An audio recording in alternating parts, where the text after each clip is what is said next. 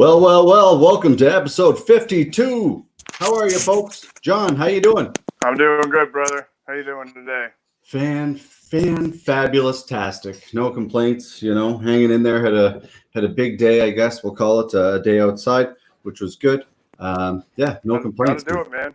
Being outside is necessary. Absolutely necessary. Yeah, it really is, It is. Yeah, man.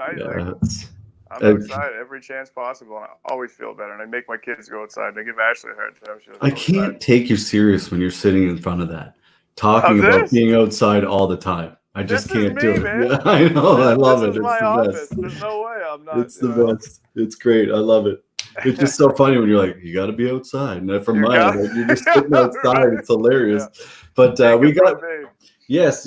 Well, we again, thanks to our sponsors and thanks to everybody working on the front lines, helping keep us safe.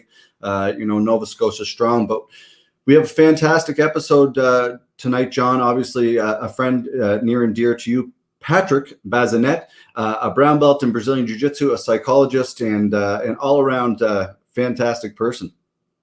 Absolutely. Patrick's somebody I've looked up to for a long time. He was my first jiu-jitsu coach. He started Abaya. We need to get into that story. You know what I mean? How they kind of ended up here. And, he did the first tournament way back. It might have been the first jiu-jitsu tournament in Nova Scotia. It was before my time. And then obviously did the opens with me when we started. So he's been around the game a long time. He's had quite the path from ending up in Nova Scotia in the first place to being a psychologist. Nice. Quite the story, quite the individual, and just a super good guy. Very insightful, and I'm interested to hear what he has to say. Awesome. Well, without further ado, shall we? Patrick Bazinet, how are you, sir? Hi, I'm well. How are you? Just peachy, man. Welcome to the show. Thanks for having me. Yes. Thank you. Thanks. Obviously, you're a great friend of John's.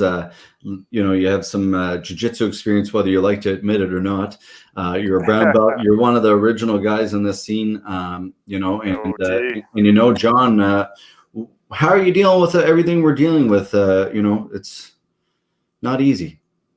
Yeah, it's made work busy. I bet. Yeah. True. I'm doing all of my sessions like this, so I've been staring at a screen nonstop for the last 8 weeks, which is hard on the eyes. Yeah, I bet it would be. Yeah, no doubt. Do you find it's different or more difficult trying to talk to people with the different innuisms that would happen through like a face-to-face conversation rather than online or on screen? Yeah, it presents challenges. Having to focus really closely to be able to see subtle change, body language, and that are easier to pick up in person. So it's tricky. Yeah, it would be tricky, I guess. Now that you mention it like that, things like that's such an important part of that job. Someone's body language. If you can't see the full person and how they normally would react, that's a very interesting point. Yeah, it can be, particularly when it comes to trauma. You're looking for, subtle changes in the person's behavior that might indicate how they're feeling about what you're talking about. So that's harder to pick up, really kind of staying away from getting into past traumatic events with people, focusing coping in the here and now until we can meet the person. That's the approach I've been taking anyway. Interesting. Seems smart. So before we dive too deep into the psychology thing, let's get a bit of background on who you are, Pat. I know you from Abaya, from being my jiu-jitsu coach and the guy that, obviously started the club and was there when I started. And then, we went on to be business partners. Shout out Abaya Apparel. Nice. Awesome. The reason we did the Abaya Open way back in the day was to earn money for our, our t-shirt company, our Abaya Apparel company, which was a ton of fun. And then I went on to, I ended up purchasing the business from you, and you stuck around for many years after, still as an instructor, and did a whole bunch of different jobs and things along the lines. Get into it, Pat. Well, what got you into jiu-jitsu in the first place in Ontario? And then how did you end up in Nova Scotia, man, starting a jiu-jitsu club in the Annapolis Valley in the middle of nowhere when it didn't exist?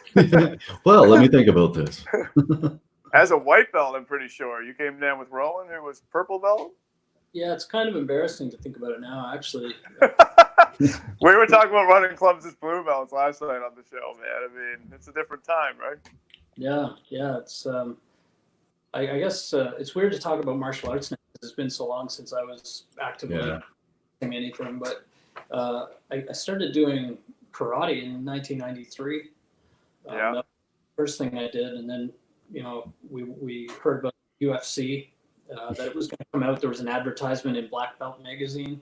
Yeah. Actually do this thing where it sounded like Bloodsport or something. Yeah. And watched Hoist Gracie beat the karate guys, and feeling really let down by that. I thought that was going to go. Yeah. What is happening? Well said. The guys I was doing karate with at the time, it kind of flipped things upside down for us. But right away, we just, I remember we had mats brought into the gym shortly after that, and we just started trying to emulate what we saw. This was at a right time. Attitude. Yeah, and I had a few good training partners who wanted to figure out what's a triangle choke. I remember after before Gracie beating Severn, and immediately going online and trying to find text descriptions of what a triangle choke. So you'd read it in like a paragraph form. Yeah, well, at that time there weren't any videos online. No. I don't think. Wow, yeah. This would have been like almost pre-internet at 93, 94. I mean, when did the internet really hit? 96? I think it was. Yeah. I believe I had my Hotmail account at the summer of 96. There you go. GeoCities websites, bro. Ottawa Senators. Anyway, sorry, Pat. Keep going, man. So I'm trying to learn jiu-jitsu with my group of karate training partners, and didn't really get legitimate instruction until I ended up in Hamilton a few years later with Jeff Jocelyn, and that's where I met Rowan Cunningham, and trained there for, it wasn't very long. It's embarrassing to think about how short a time it was before we were just like hatched this idea. He wanted to start his own place, but Ontario had quite a few gyms at that time. Yeah. It didn't seem right to, try to open another gym in Jeff Jocelyn's backyard. Heat or anything. So threw a dart at the map and hit Nova Scotia, and jumped in a truck and drove there to start this thing. Yeah. Wow. Man. That's insane. Yeah, that is, man. Like, that takes some nerve to do that. Did you know Rowan before training at Jocelyn's? Nope. No, met him there. Yeah. I started going to his class that he was teaching, and really got pretty obsessed with jiu-jitsu. And was doing. I would say. I was not, of course, he was the skill and the real, sort of the real instructor at Abaya. Yeah. Well, he was a purple belt. I think he was a brown belt when I started even. He had that brown belt pretty soon after he got here, right? Yeah. That's loyalty, Pat. As a student, like to move across the country with somebody, that's loyalty. I think it had a lot to do with both of us just kind of having the idea of getting out of the city and wanting to go somewhere more rural, a little more, fresh air. That's my best recollection of it. Well, it's a great idea. Well, and thank you. We appreciate it on the East Coast because, like, you obviously Abaya has done a hell of a lot in the scene. That's for sure. Well, when we got here, it was hard to find information online. We were pretty sure there weren't any gyms in the Annapolis Valley, but it wasn't clear how much jiu-jitsu was happening in Halifax. Yeah. When we got here, like, Rowan would go and train in Halifax with Fit Plus and with Titan, and found out that there was a serious high level of jiu-jitsu already happening. So that was great because Rowan got a lot of good training in with those gyms. Yeah. And they were welcoming. So yeah. Yeah, That's awesome. The scene is deep, obviously, and you think about, like, obviously the Kevins, the Peters, the Shanes, the Scott, like the list goes on, and then you think about the Chuck Sprouse that I don't even know if people know. Like, are you aware of that? Do you remember that, Patrick? When Chuck Sprouse brought in Truro, Dan Vanderlyn and Scott Noss would remember, he brought up Matt Serra. So Matt Serra was in Truro for, like, I think it was 6 months. He lived there and taught there. Yeah, and that's how Jake McKenzie, I believe. I think I could be wrong on this, but for sure I'm aware that, yeah. So there's definitely the, like, jiu-jitsu and submission grappling. It goes back forever. And Ray McKinnon, I don't want to leave him out. Ray's always been involved too. But yeah, it's interesting to hear the stories. How many, it takes a mount, whatever they say, to move a mountain, right? And it's cool. Yeah, you guys got to get on the definitive history of jiu-jitsu in Nova Scotia. You know what, man? I had the idea one day. I thought it'd be really cool to go around and interview, like, Scott and Peter and us and all these clubs around, Shane Rice. We have lineages in Eastern Canada that go right to the roots. Paul Abel over in PEI and different guys around are connected to.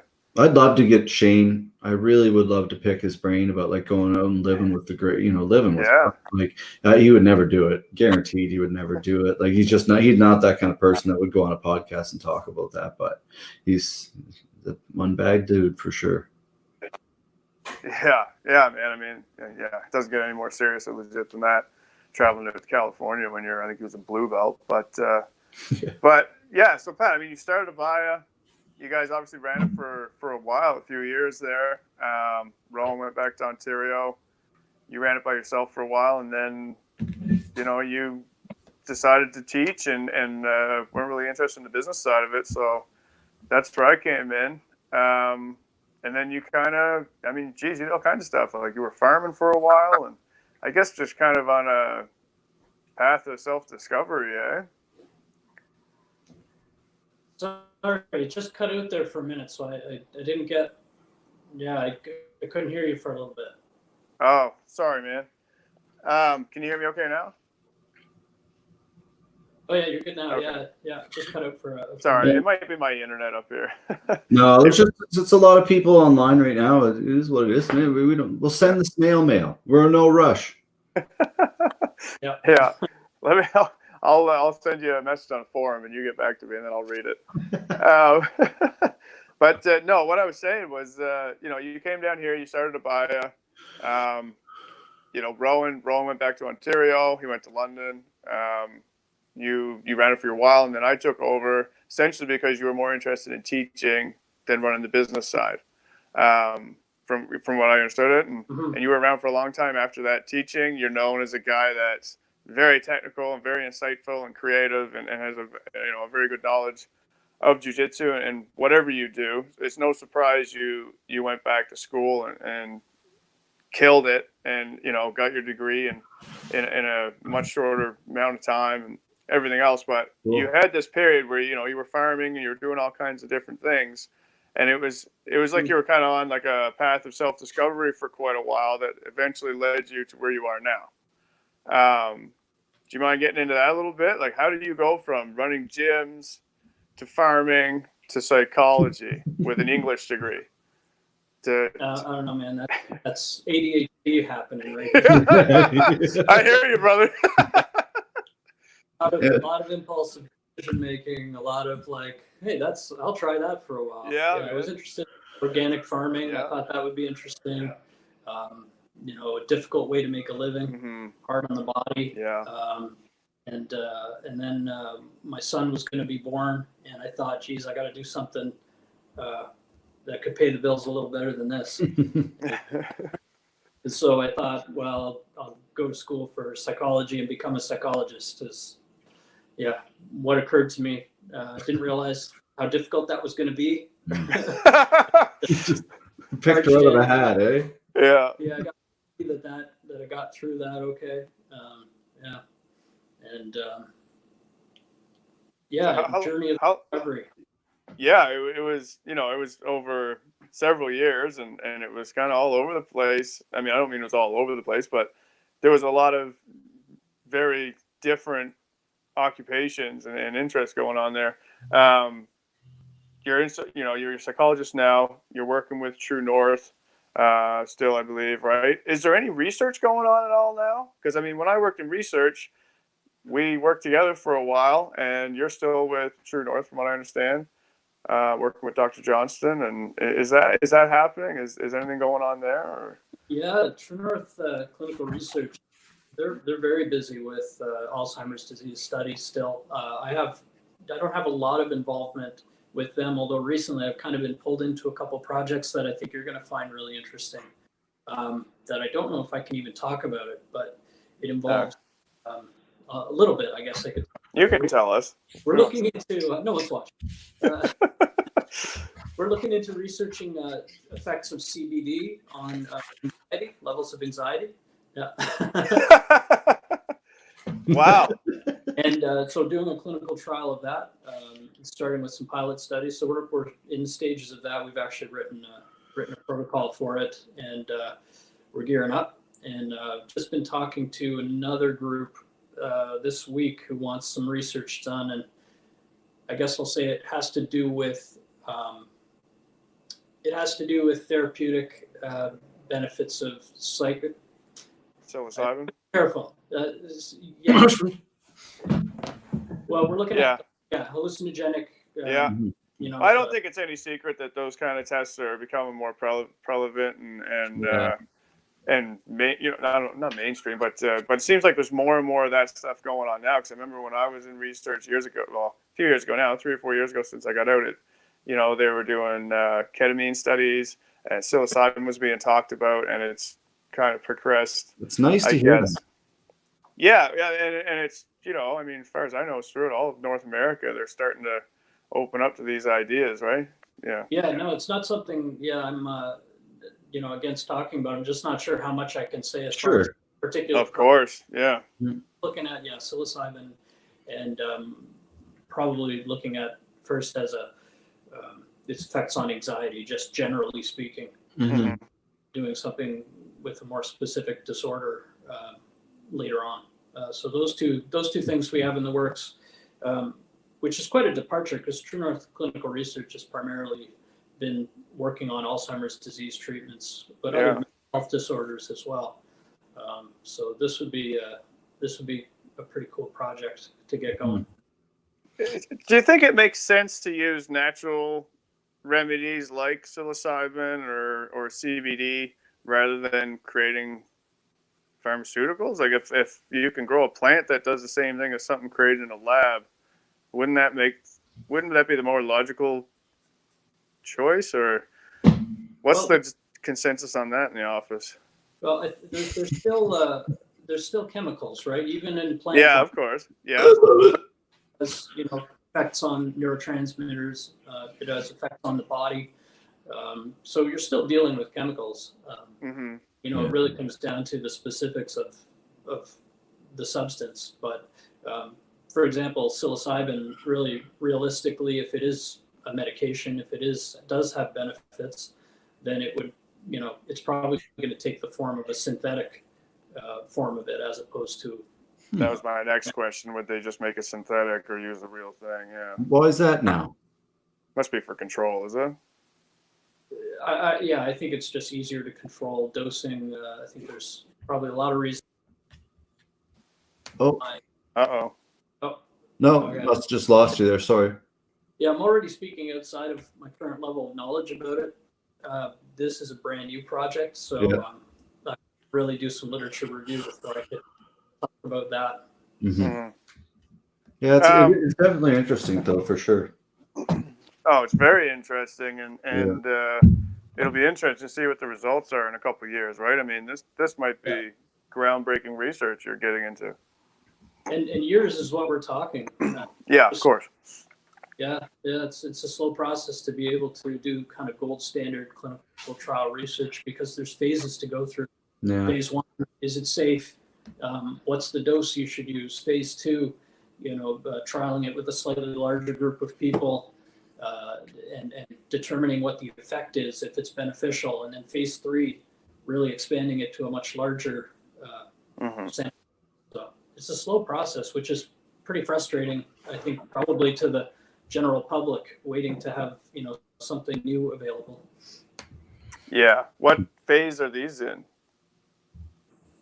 Right now, these would be, the CBD study, I think would be correct to say it's a phase 2 trial. Yeah, okay. Small size, trying to figure out, how big of a trial would be necessary to be able to demonstrate that. Oh, yeah. It's kind of surprising that we don't have that right now. We don't have a study of cannabis as treatment for anxiety. But it seems crazy because how many people get a prescription from their doctor for anxiety? Yeah, you're saying just locally or in the world? There's no clinical trials that I'm familiar with, but if someone watching this can send me a clinical trial, great. I'm going to just crowdsource this. There's a lot of laboratory, findings that are promising, and there's small experiments that have been done. Like there was a study that was done where they had people come in and they get told that they've got to make a speech in front of a group of people. So they're basically their anxiety is induced in them. And then they were given either CBD, a placebo, or a mixture of THC and CBD. I think those are the conditions of the study to see what would the effect be in the short term on someone who was just made to be anxious. And the CBD did seem to lower anxiety. The THC seemed to increase anxiety pretty reliably. THC seems to increase in most people. And is that sativa or indica or both? I don't know the details. That's a good question, and that's kind of points to because I've heard certain strains can create anxiety where others don't. And that's the kind of question. Can we narrow this down even further and look at this in more depth? So interesting. The research is very, very, very young on this, which is surprising, I think, for a lot of people to hear. Yeah. Well, it's been legal for what? Has it been 2 years or is it a year and a half now in the country? Yeah, it has been that long. So it's it is surprising, but at the same time, it's probably, all right, the whole country, it's legal. Like, now let's get serious about looking into what the benefits are. Maybe we just set ourselves back 100 years on the cure for something at the same time. Well, sorry to cut you off, Pat, but you look at that, like I was talking to someone about that today, like you can't, like, what about alcohol? Like, it's that famous argument, right? Like everything's got downfalls to it, right? So I really do think that the government jumped the gun by making it legal for sure. But who is really to say, I guess, right? Alcohol? No, on weed. Alcohol's like been legal forever. Oh. Yeah, I know, but I didn't. They jumped the gun. It took forever. No. But like before, actually, any stats have been proven. Like if he's saying that there's been no studies based on that it's supposed to reduce anxiety, then how can you make this legal and then say it's going to reduce anxiety? Yeah, we don't have the data from. Yeah. So they're in it. And so the idea of should the substance be legal or is the substance medicine are two different things. That's something I would say. I'm always speaking. We call it medicine, and that's what we need the research for, like clinical trials for. I would say the harms of cannabis, just based on how widespread its use has been, prior to it being legal, kind of helped show us that pretty minimal. It probably wasn't going to cause harm to society. It doesn't seem to have. No. I do think there's some people who probably should stay away from it, though. Mm-hmm. And we should understand that better too.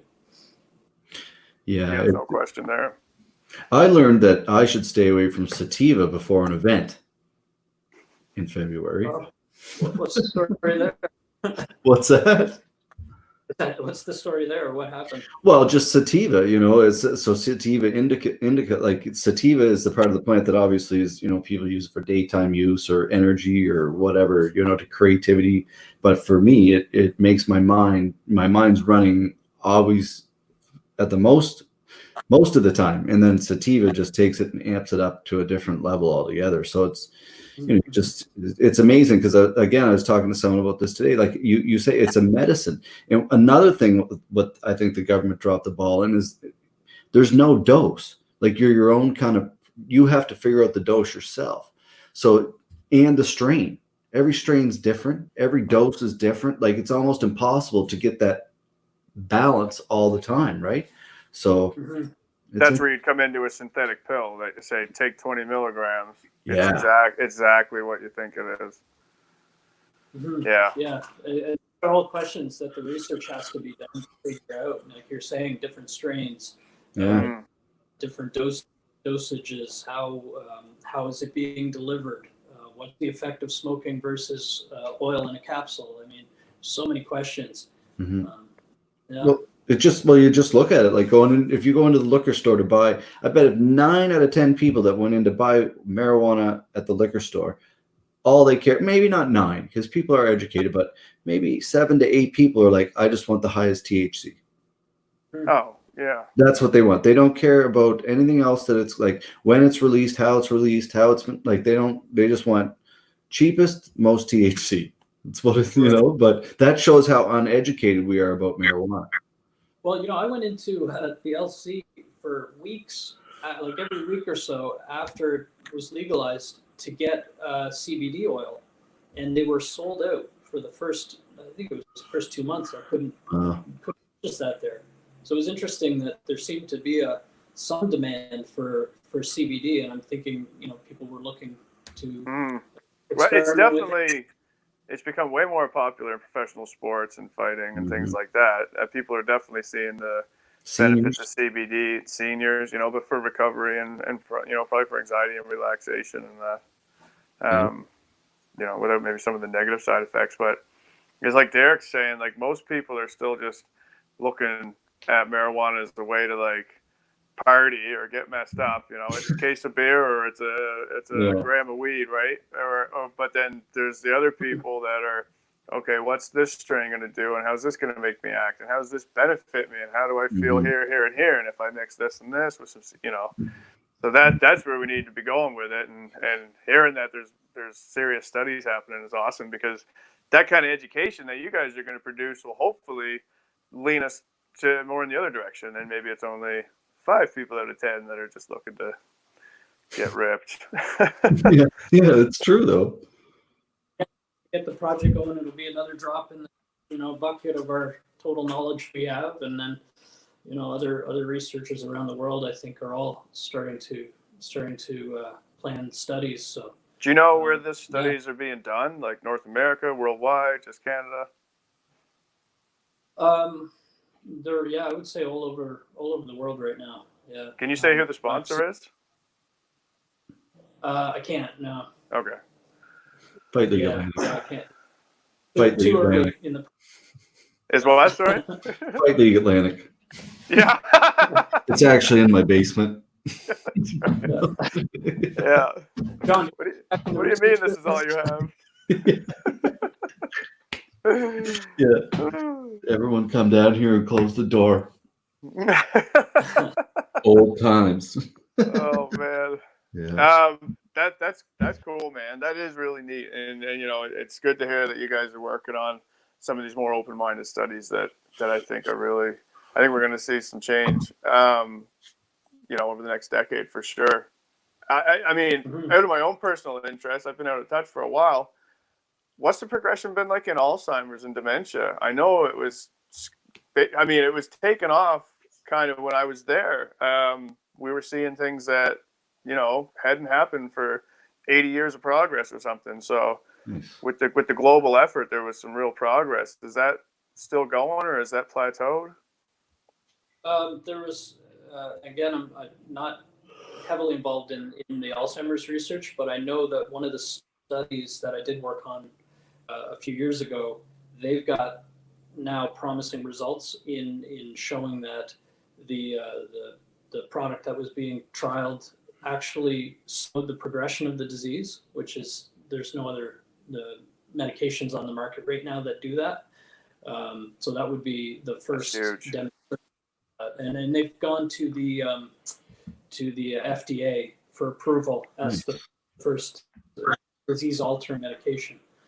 So that was True North was involved in that study, and we were one of the locations trialing that. So that's amazing. Yeah, it's kind of a cool thing to have being done locally, actually, because a lot of Nova Scotians were involved in that trial and volunteered their time to try the medication, and nice. Research can't happen without people willing to do that. So so that's very promising. I don't think the FDA has approved it yet, but that's something that's in progress right now. Cool. That's such a terrible disease, man. So that is great to hear. Really great to hear. Mm-hmm. That is good. That would change a lot. Yeah. The coronavirus, let's get into it. We're all isolated here at home, or most people are isolated. You're in the woods. Stop lying. I'm in the woods, still isolated. There's, thing. What's that? You're always outdoors. Yeah. Always outdoors, whenever possible. But you're gonna go right now. Oh man. So anyway, what I was trying to get into is there's been discussion of where do we get to a point where the depression and people being held at home, suicide rates are going up. I don't know if I don't think that's just a coronavirus thing. I know they've gone up since coronavirus, since people have been stuck at home. Depression's a real issue. When, is there any talk or when do you think we kind of get to the point where, I guess, is there a balance of what's our loss from coronavirus and what's our loss from all these restrictive rules we've been put under? We're being forced to stay at home and this and that. Like, are you seeing a rise, I guess, in depression and serious issues that coincide with that and different things right now? I don't know. I think it's really early to tell. Like, clinically, a lot of people are doing quite well. A lot of my clients are doing well. Good. I would say that people, by and large, are quite resilient. Fantastic. And in many cases, people are using this time to reconnect with family, to relax, to get to those hobbies that they've hadn't had time to engage with. So I'm seeing a lot of good. But yeah, there is concern around how what's going on right now could increase risk factors for really serious things like suicide. And that was something that was recently brought up in the Chronicle Herald about the numbers in Nova Scotia, which haven't been moving in a good direction for a number of years now. Nova Scotia has very fast increase in cases of suicide. I believe it's the fastest growing rate of any province. Wow. In the the recent statistic is that someone in Nova Scotia kills themselves every 72 hours. Wow. Problem. Is there any indicators as to why Nova Scotia? Is it economic situations? Is it the weather? Like, is there any reason why we're higher than somewhere else in Atlantic Canada, New Brunswick, or Saskatchewan? Like, research on suicide is very difficult because it is a rare thing to have happen, and rare things are hard to study. So as far as identifying clearly, like, what are specific risk factors in this province that might be contributing to that, it's hard to say. We do know the risk factors for at the individual level, things to kind of be concerned about. If people that you could keep in mind. One big risk factor is that men are, especially men aged 20 to 44, are 5 times more likely to kill themselves than women are. So just being male is a huge risk factor. And there was part of the? Yeah, sorry. Yeah. A 60% increase in suicide among men in that age group comparing 2010 to more recent years. So a huge jump. Yeah, and we're not sure. We're not sure why that's happening. Is that social pressure to provide, or like men in general have a lot of pressure put on us to? I don't know. I mean, maybe everyone doesn't feel the same way, but socially over the last forever, it's kind of been do something productive and special, and achieve, right? Yeah. Like that pressure. Yeah. That's got to be a big factor in that demographic, is it? I mean, you're in that age group where you're building a career or a company, and no pressure, John. I feel it, bro. I think combined with like not feeling able to talk about it. Not feeling safe to bring it up, feeling socially isolated, which is connecting that to what you were saying about coronavirus. That is one of the risk factors that gets increased right now. Is social isolation is a risk factor.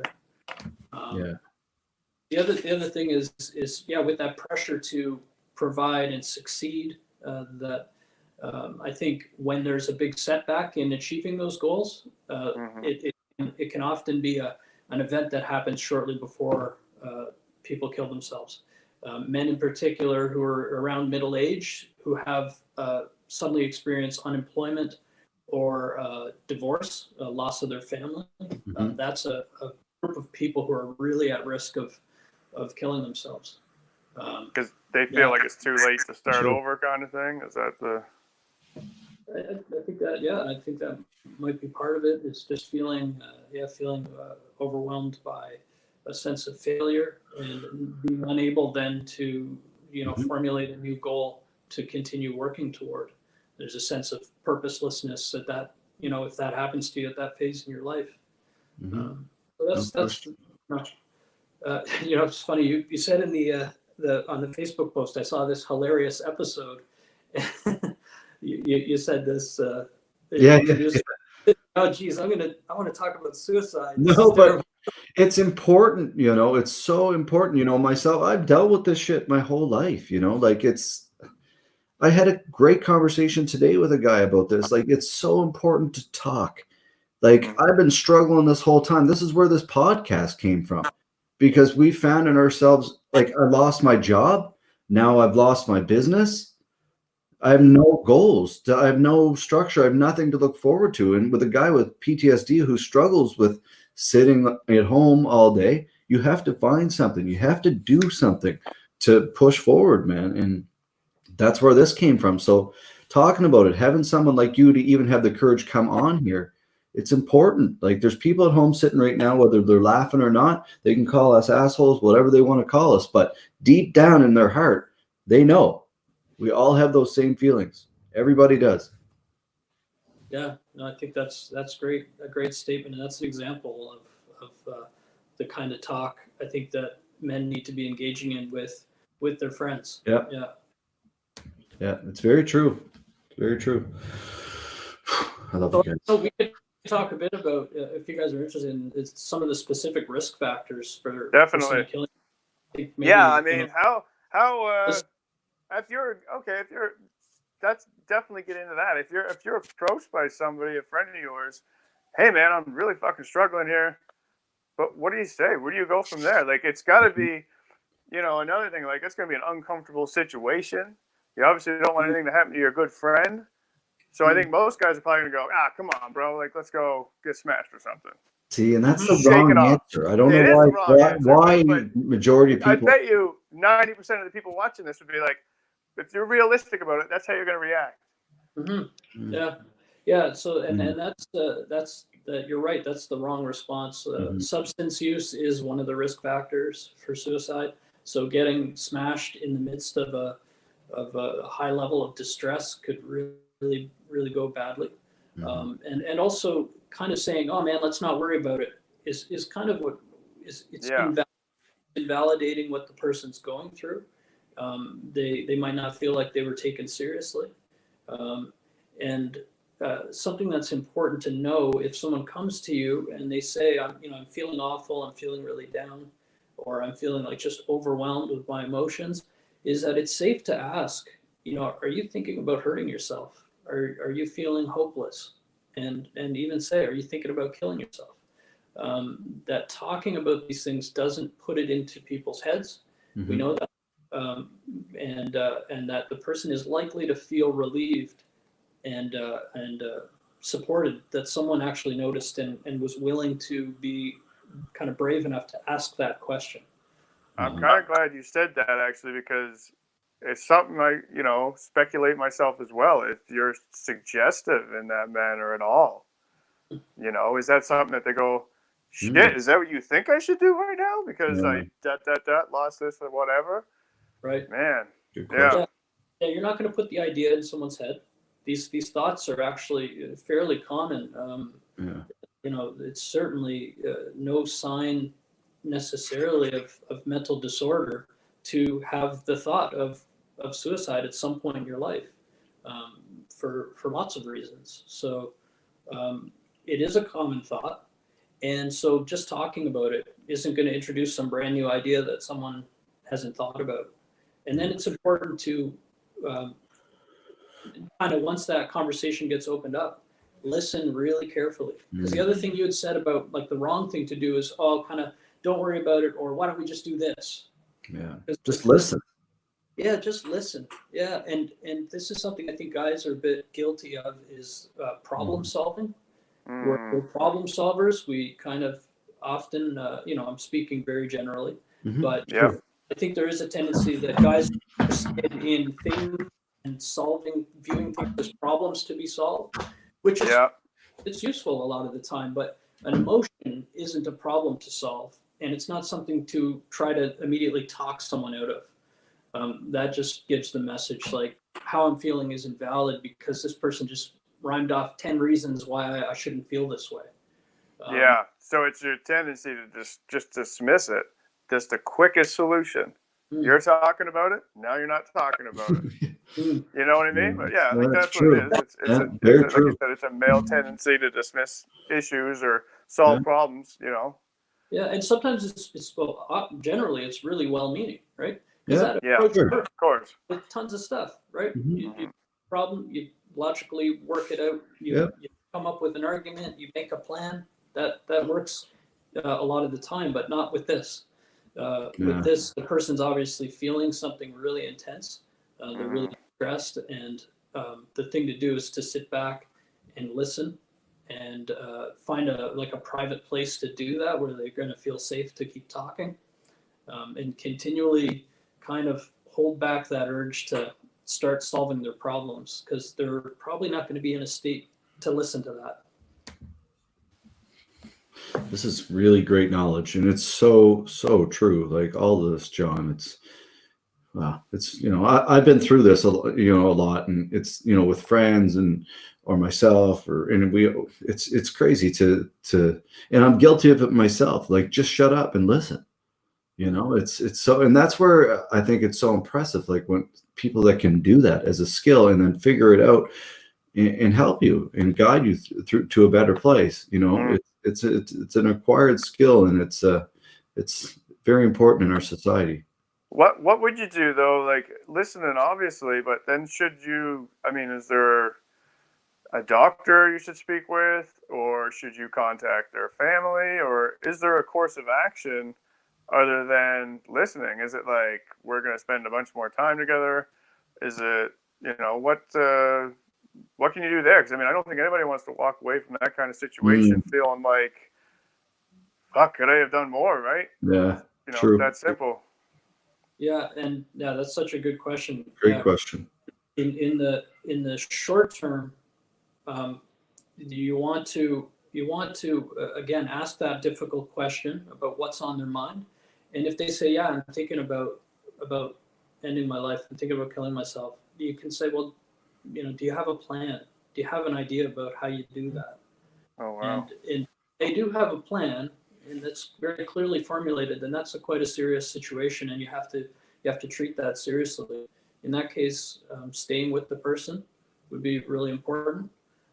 and encouraging them to reach out to a crisis line or to go to the emergency room, and you can go with them. So that's a very, serious crisis. If someone is saying, yeah, I've got it planned out, I can picture myself doing it, or especially if they have things that they can use to do that. Someone who has a gun, you might ask, have you already gotten things gathered together to do that with? So these are all kind of escalating warning signs that you want to take more and more seriously, but accompanying them to the ER, getting them on the crisis line, which I can say right now, and I don't know if you can kind of put it up. Let's see if I can figure out and put it up here. Will you tell me? How's that? That's a great idea. We should put it in the description after. Yeah, go for it. What's the number? It's 1-888. Oh, 1 sec. 429. 429. Yep. 8167. Throw that up, Jamie. That's the provincial crisis line, and it's available 24/7. Look at that! Awesome. Oh, that's awesome. Yeah, and how's that? All right. That looks great, man. Yeah. So, get them on the phone and stay with them until whoever they're talking to says, "Yeah, I think it's okay now," or like I said, go with them to the emergency room. If they're expressing that kind of plan, they're at that level of planning. That's serious. Yeah, it's such a weird time right now, and I've heard that, like you said earlier, in whether there's any truth to this or not, that's why the parks are now open, is because in Nova Scotia that it was just not being outside. Yeah, it's hard, like. People can say and laugh all they want, but it's important to be outside. It's so important, like mental health, man. Yeah, there's physical activity. Yeah, there's a lot of opportunities to kind of experience, a feeling of reward being outside. All kinds of things we can do. Yeah. See one another, if it's someone we haven't seen in a while, kind of staying the right distance from them. But that's all, I think, going to be really helpful for people as the restrictions start to loosen up. Absolutely. I mean, it's just moving your body and having space to roam and having more oxygen flow through your brain. Like there's so much to it, right? Like there's places in nature that just, you can just, there's nothing like it. Yeah. We have any questions out there? If any folks that are watching, if you'd like to ask a question, by all means, you can just write it in the chat there, and make sure you hit the subscribe button on YouTube. But just drop a question, we can get it answered here for you. This has been a wonderful conversation, and it's been pretty enlightening for me. I've spent lots of time thinking about this kind of stuff, and it's amazing to realize the process. Even talking about like clinical research and that things, John, you and I have talked about before. There's so much that goes on behind the scenes that the general public doesn't know.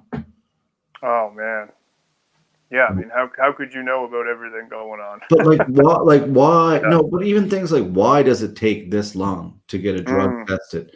Like, why does it, like things like you're saying, Patrick, like these research, it takes a lot of time and effort. Oh, people. Yeah, sorry. Go ahead, Pat.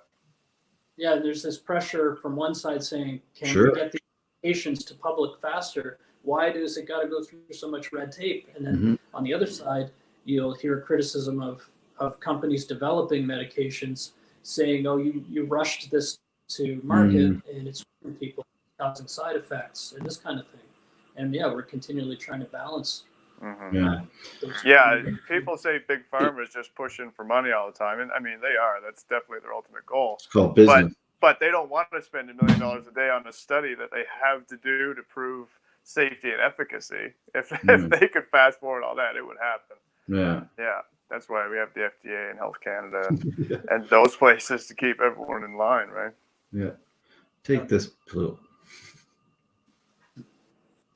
Sorry. Yeah, I just said take this pill. You must not have heard me. Yeah. Oh yeah. Yeah. Pill for exercise. Yeah, it's crazy. Like, Yeah, what do you do, right? It's one of these things. Like back in the day, they used to say there's three sides to every story. His side, and the truth. But now it's really like there's like 100,000 sides to every story, and no one believes anybody anymore. And That's why, right. I don't know. And I think the 100 sides to every story comes back to technology, people. Because you look at it, one like you look at a like random drug that could come out. 10 different articles could come out written on it by 10 different people, not based on facts, all based on opinions. And everyone has access to those stories Yes, now. exactly. And none of them are true. Like, so it's important to talk to people like Patrick, like for that reason alone. Not that everybody has access to Patrick, but still. They do now. Let's get his number up there. Give him a call. Anyone's wondering what they should take for a pill, give Patrick a call. Actually, like, I'm really impressed by the increasing sophistication people kind of approach these questions with. People are starting to, I think, gain scientific literacy, looking at the evidence base, going to studies and reading them themselves. Yeah. In general, even just what's going on with the coronavirus, I think we could view as what might become the most amazing achievement of human beings ever. And in that we have a global pandemic, which could go very, very badly, but which seems to be increasingly contained. We only have to go back 100 years to find a similar case with the Spanish flu that just killed millions and millions of people, and that's not happening right now. And I think that we can kind of look at the level of sophistication people in general are at, and the level our public health has gotten to, and the level the community has gotten to, and the way we communicate better and we cooperate better.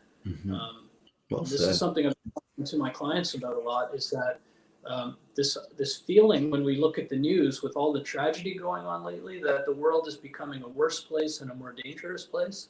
And in fact, we're living in the most in the safest, least violent, least criminal, there's less war, there's better health care, people are in a better financial situation, quality of life is better. There's never been a better time to be a human being. And that's not on the news. So one thing I've clients about is turn the news off, because if there was a newspaper that came out every 10 years and that was the news, then every 10 years we get a story saying, look at all the progress we've made. Look how much better the world has become over the last 10 years. Because that's what's really going on. So that's kind of this it's so true view that wasn't it the Black Plague, I think, spurred the Renaissance. Coronavirus is going to spur a ton of innovation from people that have had the time and to really I had 2 inventions today. Me too, brother. For real.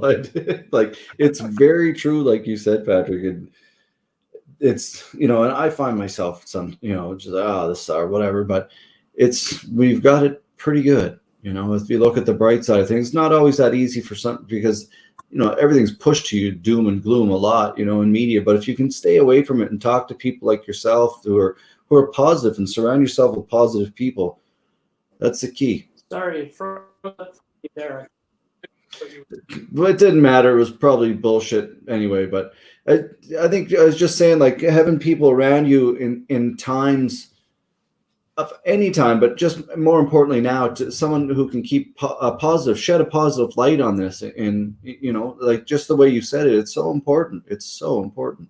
It's a perspective, right? Yeah. You can look at it as like, God damn it, I can't believe this is all happening to me. Or you can look at it and be like, well, I can do this, this, this, and this. And you know what? This will be here in the end of it, maybe, right?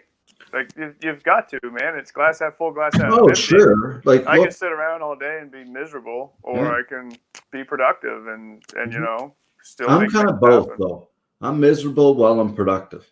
So it's part of the old brother. Part of Let me. The anger drive you. Yeah, it's just, but that's right. Like it's funny because like I'm a 40-year-old guy. I lost my job before this event we just had, Patrick. So you're talking about that, and like for real, I'm not lying. I've had those thoughts run through my head before in my life, no question about it. And anybody who hasn't went through tough times, you're full of shit. If like it's a lie, because it's the truth, man. People go through shitty, tough times, and it's so important to talk about. And I'm so happy to have you on here, and glad, and I'll send you the $100 e-transfer after the episode, but but no, you've been a pleasure of a guy to listen to, and a great guy in the jiu-jitsu community. And we got to wrap it up here a little bit. And I know that wasn't the best segue, but I have lots of love and respect for you and what you've done in the community here, and John does as well. But any final questions, John? No, I mean, I really appreciate it, Pete. I mean, there was one piece of insight that I actually got from Pete Roberts, who started Origin. Mm-hmm. And I just, to share it, he said, well, it was something that was passed on to him by a mentor of his. And he said that essentially you have 4 decades to build: 20 to 30, 30 to 40, 40 to 50, and 50 to 60. Mm-hmm. After that, hopefully you'll be retired. Maybe you're not. Maybe 60 to 70. Those days are gone. So if you fail in your 20s, you fail in your 30s, you still have another chance to essentially create a whole other life in your 30s, and again in your 40s or in your 50s, and so on, right? So if you're 35 and shit goes south, or if you're 45 and things go south, you can still rebuild. You have decades to build lives, essentially, and I think that perspective, when I heard that, a couple of years ago, whatever, I was like, God damn, it's a marathon, it's not a race. And if things don't go well today or this week or this year, who gives a fuck? Because in the grand scheme of things, they could be awesome in 3 years from now, or 5 years from now, or 10 years from now, right? Mm-hmm. I'm 35, I've got another 35 years in me easy. I got a whole other life. I can fucking, and I don't have to go to high school and all that other bullshit. I can just produce and try things and learn things. Try to grow as I don't mean people. I mean Ashley. Things. That's not what I meant. I meant money, not kids. Yeah, I know what you mean. I think that's true too. But obviously, you're asking Patrick. So Patrick, you answer. Go for it. Well, I just want to add that. But if you have any insight on that, Pat, I just wanted to kind of punch that in there, man. Like, it's one of those pieces of advice that I found to be just kind of profound, I guess, right? Yeah, well, what I think of when I hear that is this idea that the situation is always changeable. That whatever the situation that is in your life in the present moment will be different in the future. That idea that the ability to be flexible in your thinking and to recognize that what you're feeling will pass, and that I think getting to taking some kind of action that's related to your values, like you guys are doing on this show, where life throws this crazy situation and you guys say, hey, let's start doing a show every day of the week. That's a very resilient attitude to kind of aspire toward. Yeah. Awesome, man. Called obsessive compulsive disorder, but I'll take it. It's true though, man. You got to get your mind going, right? Like my mind is the busiest muscle in my body, and it's always running. So I got to keep it busy, and that's why John and I work really well together, because he's kind of this, not in that way, but he's like a very busy guy, and he gets it, and a hard worker. So it works out really well. And anyway, man, before we ramble on too much, I want to thank you so much for joining us, and we'll have you back on here. Any final words you want to give to anybody out there dealing with anything, or we'll give you the final word, my man. The floor is yours. And we lost him. Oh, I guess we lost Patrick there. But Did you hear us, Pat? No. Well, let's just you talk in Patrick's voice to finish it up. Okay. I'm Patrick Bazinet. I'm a genius. Okay. We're gonna end the show tonight on a note of positivity and great insight. And thank you all for tuning in. And all Pat, right. I know you can't hear me, but brother, I really appreciate you coming on, and I hope this information gets out to as many people as possible. We're really gonna push it to make sure that this is valuable information, and it's valuable to myself. Big time. And I think this is what people need to know and what they need to be talking about and telling their friends. So very true, man. I can't believe that was an hour. Like Pat, I'm telling you, man, Pat's he's a deep thinker, man. He knows what's going on. Like he's a wise individual. I love that kind of chat, and I think it's so important. We can sit here and talk about sports and all the shit that doesn't matter, John. Like at the end of the day, we said, how many times, like again, going back to the event and being fired, all that bullshit I said 100 times. I'm sitting here right now.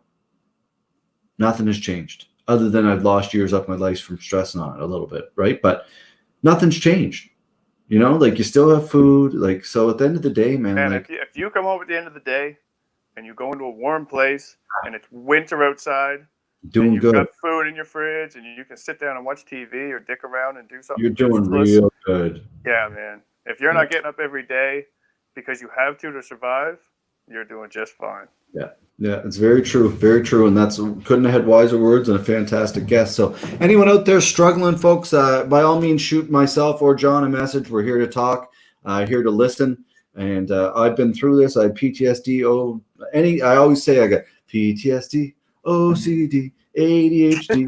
You know me. My buddies always call me the alphabet. And it's, it's one of those, whatever, man, who cares? Like everybody's different. Everybody's built different. I don't give a shit. And, it's talk to people, right? And if not, give that number there scrolling along the bottom here. That's the crisis line in Nova Scotia. And you can call them if you're dealing with anything. And it's important to stick together. We love you. As we always say at the end of every show, it's important to be, if you can be anything in this world, John. Be kind, people. Thanks for dialing in. All right, awesome. Well, John, I hope you have a wonderful evening. Get producing. That was That's awesome. right. I'll find something useful to do. That's awesome. Well, shout out. Oh, man. All right, thanks to our sponsors. We'll see you tomorrow night. We're taking the night off tomorrow night, folks. We'll be back Sunday.